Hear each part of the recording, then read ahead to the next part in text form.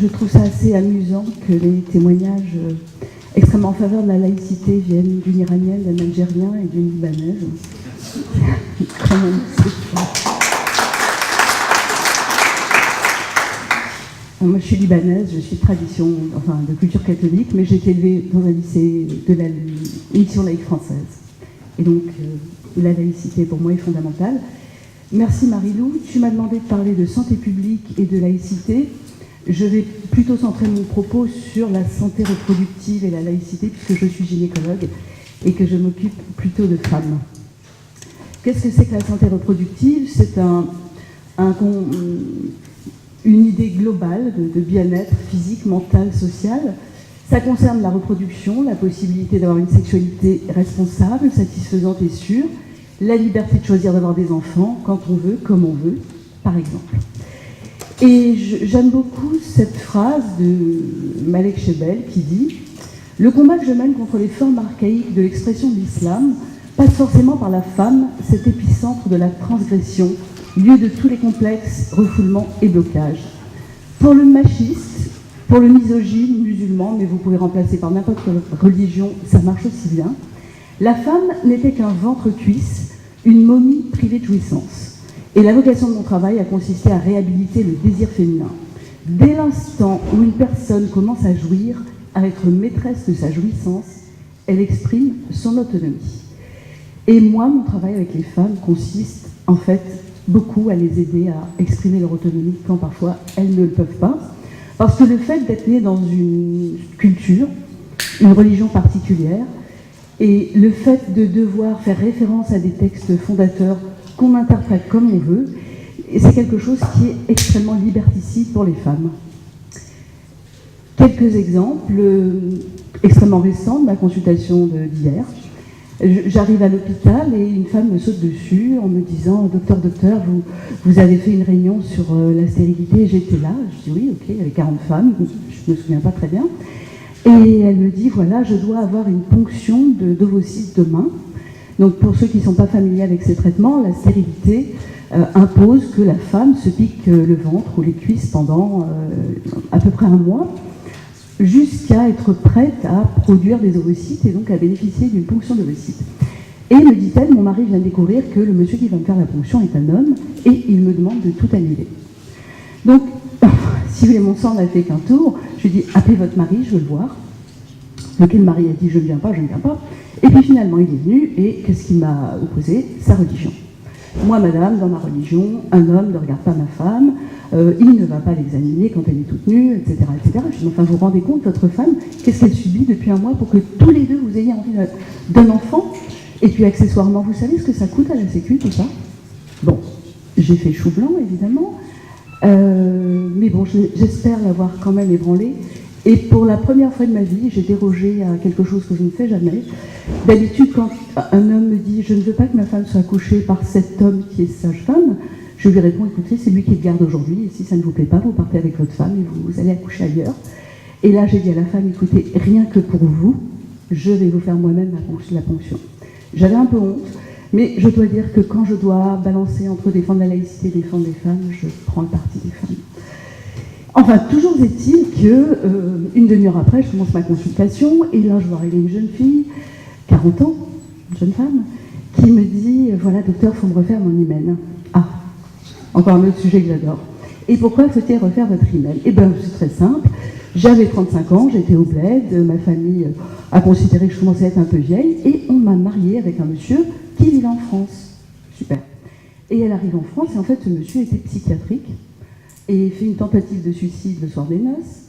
Ensuite de quoi, il va raconter à la terre entière qu'il ne l'a pas touchée, donc elle est forcément vierge, et cette jeune femme doit se débrouiller toute seule en France, vit une histoire d'amour avec son cousin, qui finit par la plaquer, et là, la famille, tu as 40 ans, et tu vas épouser la personne qu'on t'a choisie au bled, et tu as intérêt à être vierge.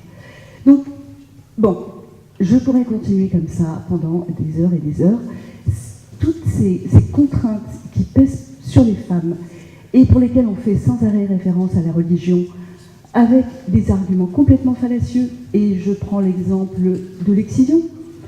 Vous savez que l'excision est une coutume, qu'elle est pratiquée aussi bien en islam que chez les animistes, que chez les coptes, qui sont les chrétiens d'Égypte. eh bien, à chaque fois, chacun vous renvoie à sa religion qui exigerait que la femme soit propre et pure. Et ça met les filles dans des conditions extrêmement compliquées, de conflits de loyauté entre leur culture, leur famille, et puis ce qu'elles ont envie de vivre, surtout quand elles sont nées en France. Et je pense que, effectivement, la gynécologie a quelque chose à voir avec la laïcité. Et Delphine Orwiller, rabbin, elle estime que le judaïsme, comme toutes les autres traditions religieuses, est misogyne lorsqu'il ne s'interroge pas sur la place du féminin dans son système de pensée, lorsqu'il lit les textes en dehors de tout contexte et qu'il ne prend absolument pas en compte les interprétations possibles. Et j'aime beaucoup sa façon de voir le judaïsme parce que, relu par Delphine Orwiller, la Bible a une toute autre saveur. Si je reviens à mes femmes, moi, quand on est femme, qu'on soit maman, putain, sorcière, faiseuse d'ange, ça a toujours à voir avec la sexualité. Et les responsables religieux n'ont de cesse que de régler la vie sexuelle et reproductive des femmes. Pas d'IVG, pas de pilule, pas d'accès à l'AMP, tabou de la virginité. C'est ça qu'elles doivent se coltiner à longueur de temps. Évidemment, à l'hôpital, on a aussi la laïcité du soignant.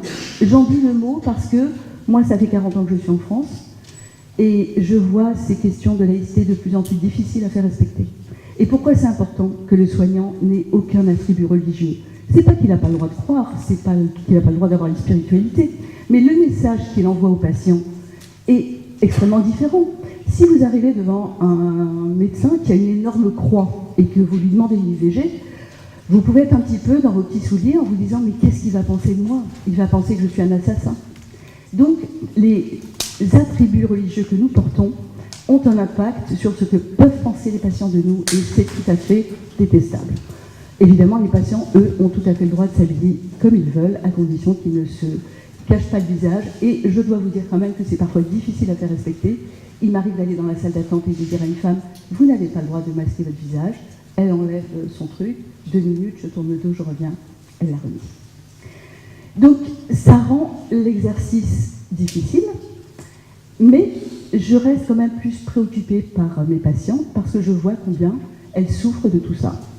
Par exemple, une femme qui me disait « j'ai mal au dos, je prends du poids » et je lui dis « mais allez donc à la piscine », me répond « mais il faut que je trouve une piscine pour femmes voilées ».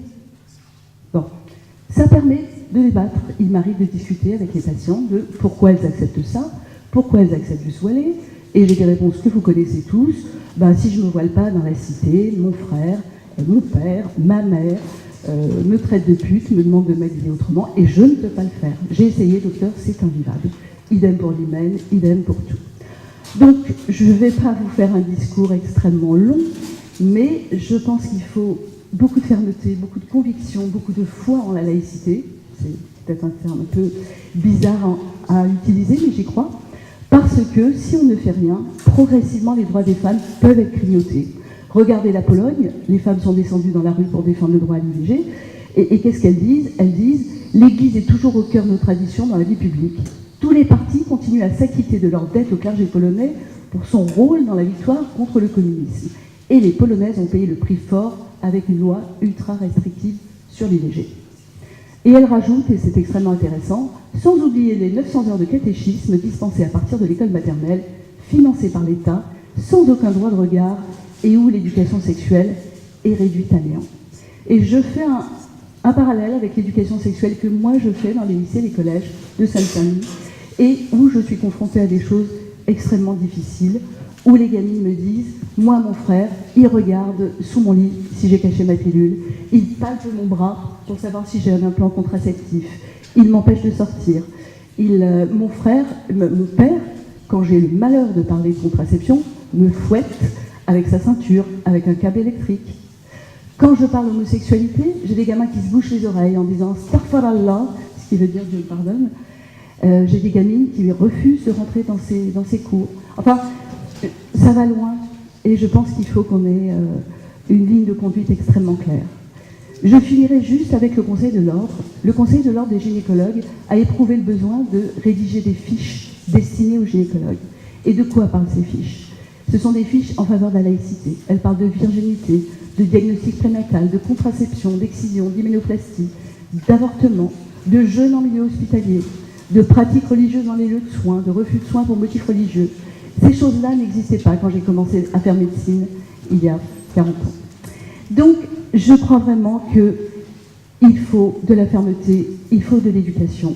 Et je pense que, entre autres choses, l'État doit financer encore plus les interventions au milieu scolaire, parce que c'est à la racine qu'on peut prendre les choses.